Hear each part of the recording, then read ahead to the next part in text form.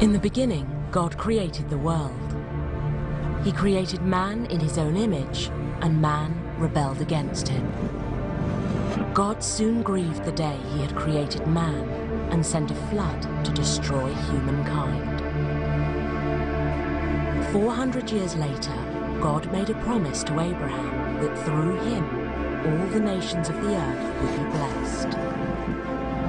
Abraham became the father of the nation of Israel, God's chosen people. God delivered them from slavery and made a covenant with them. For hundreds of years, the Israelites rebelled as God continued to call them back to himself through the prophets.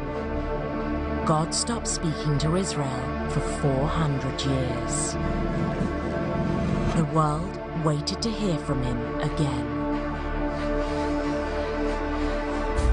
2,000 years after God's first promise to Abraham, God sent Jesus to live, die, rise again, and become the hope and salvation of the world. Jesus ascended into heaven and gave the Holy Spirit to empower his church. From there, everything took off. In 42, Mark traveled to Egypt. In 49, Paul went to Turkey. 51, Paul went to Greece. 52, Thomas traveled to India. 54, Paul began his third missionary journey. In 174, missionaries were reported in Austria. In 280, the first rural church was founded in Italy. In 350, 31.7 million Christians were reported in Rome. In 432, St. Patrick spread the gospel to Ireland. In 635, the first missionaries travelled to China.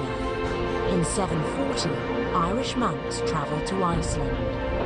In 900, believers could be found in Norway. In 1380, John Wycliffe hand-wrote the first English Bible.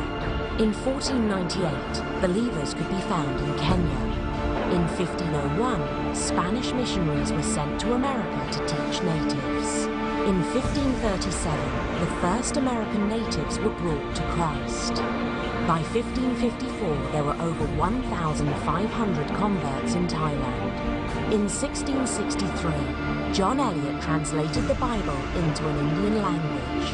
In 1769, Franciscan missionaries traveled to California. In 1782, the first English Bible was printed in America. God is working through his church. He is building his church. And the gates of hell will not prevail against it.